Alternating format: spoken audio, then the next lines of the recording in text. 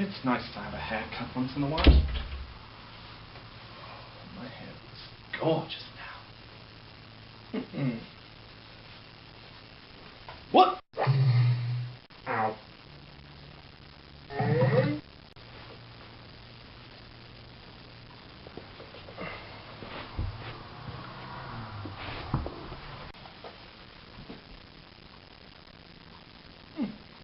I remember this thing.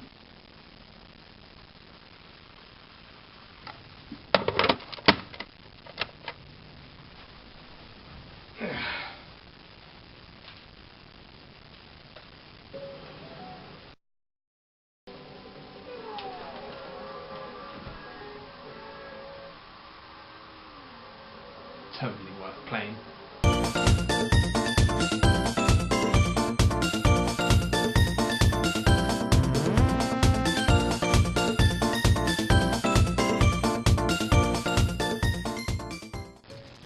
We all know Mario Kart is the best kart racing video game series of all time, right? Well, obviously. Well, there's another video game title that almost tops it, and that's Diddy Racing, released in 1997.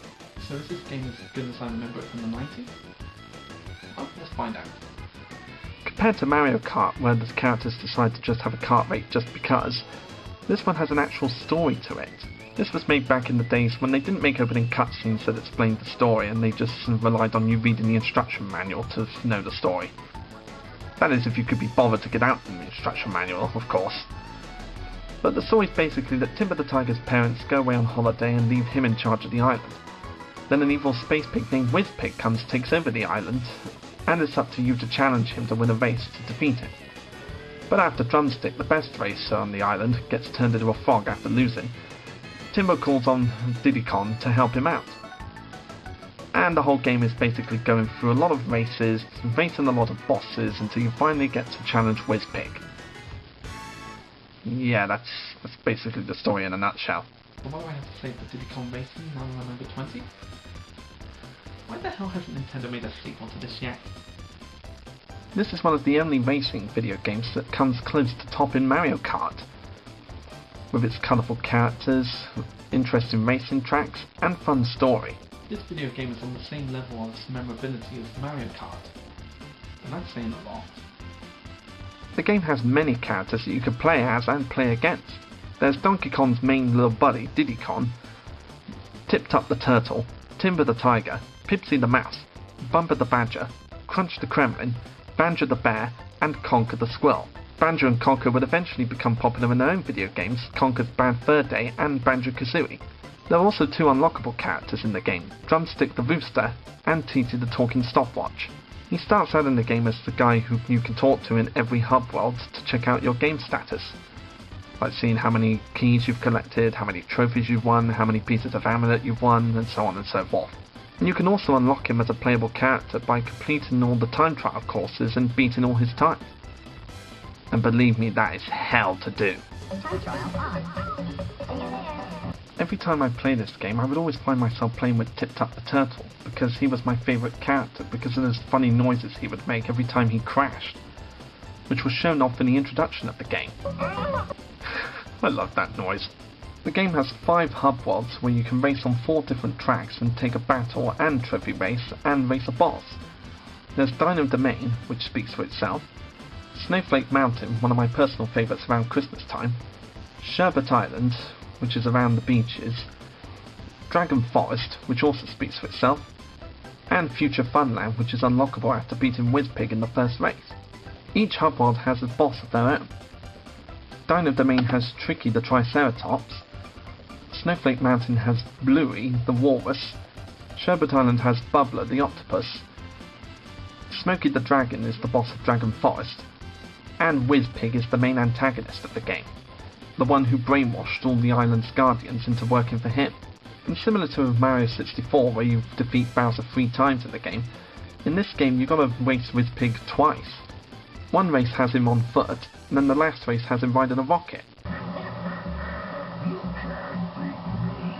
And each hub world, with the exception of Future Funland, also has a key that unlocks the challenge levels. And these keys are scattered all over the place in various courses. But the upside is that once you've collected a key, you don't necessarily have to win a race to keep the key. In fact, when I was a kid, I always used to collect the key and then exit the course, and you'd still keep the key. Each hub world has their own challenges. Dino Domain with Fire Mountain, where you steal eggs from other people and put it in your own nests.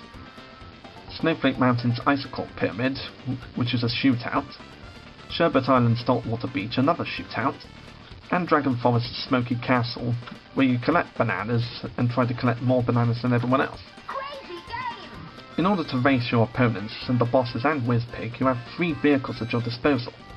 There's the car, which can drift and can often be a pain in the ass when you're driving it. The hovercraft, which I always found a pain in the ass to control, especially when turning. And the plane, which I find the most easy to control when you're holding the R button, as it helps you go around corners more. And this wouldn't be a fun racing game like the Mario Kart series if it didn't have its weapons. And each weapon comes in the form of a balloon. The red balloons gives you missiles, the blue balloons gives you a speed boost, the green balloons give you a trap to set for the other racers, the yellow balloons gives you a force field that protects you from other weapons, and the rainbow balloon gives you a magnet to attract yourself to the player in front of you. If you collect 3 of the same coloured balloons in a row, then they'll upgrade your weapons. 2 balloons gives you a super weapon, and 3 balloons of the same colour gives you an ultimate weapon.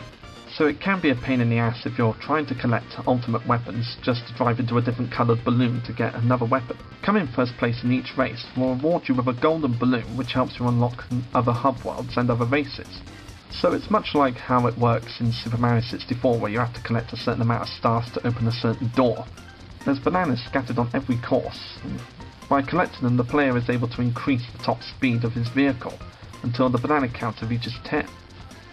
After that, bananas do nothing to affect the vehicle even further. And if a player gets hit by a weapon, then they'll lose bananas. Scattered throughout the courses, there's also zippers, which increases your speed for a little while and gives you a boost. And the adventure mode had a pretty simple objective in each race course. Win a race, grab a balloon in each domain, race the boss once, then once you beat him, you'll try the silver coin challenge, where you go back on every course and try and collect every silver coin and come in first place. Now the silver coin challenge can be a pain in the ass at times because the coins are scattered all over the tracks.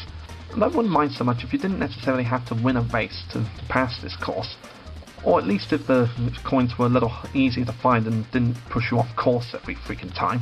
But getting you to find each coin when they're scattered around the tracks and come in first place is kind of asking much. Anyway, once you defeat the silver coin challenge, you'll beat the boss in the second race, win a piece of the Whizpig amulet, which gets you further to racing Whizpig for the first time, and you're going to try out the trophy challenge, where you race all 4 courses in each domain and win a trophy, which also helps you advance further in the game.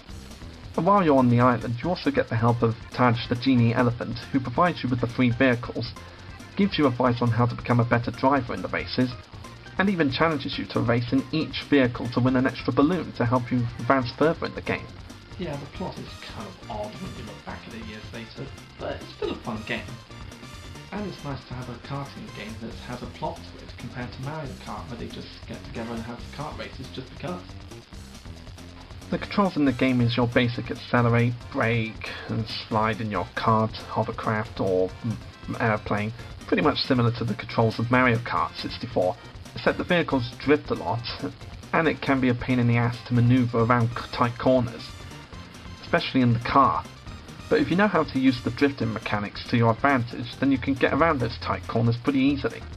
And as I mentioned before, I like to hold the R button down when I'm riding the plane because that helps you turn corners easier.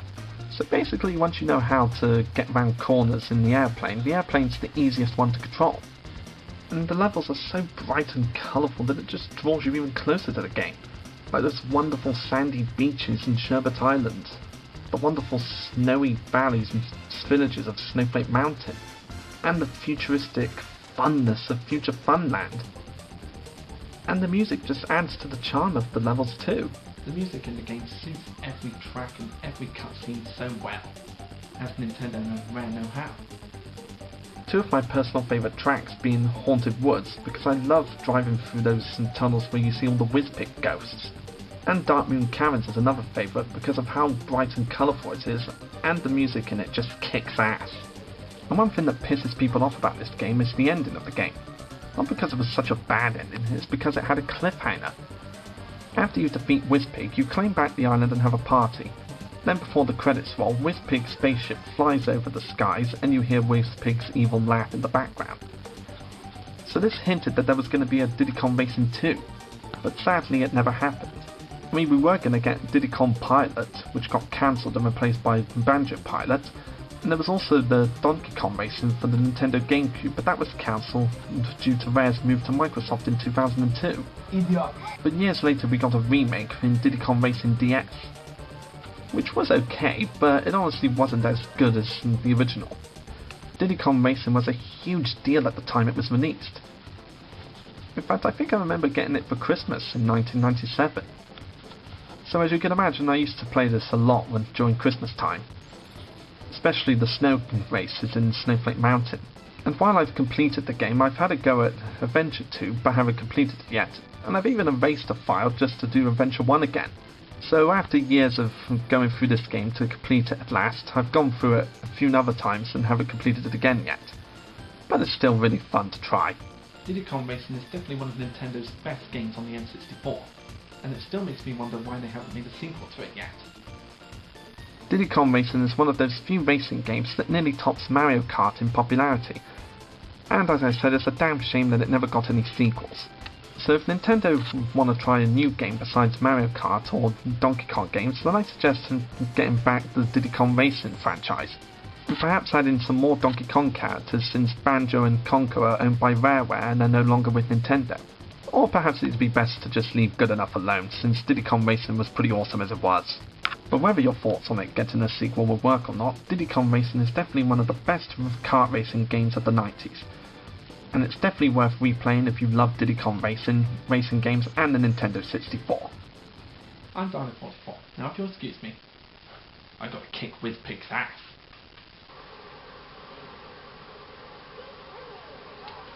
Yeah, come on. Ah. Come on, Porky. You'll go down.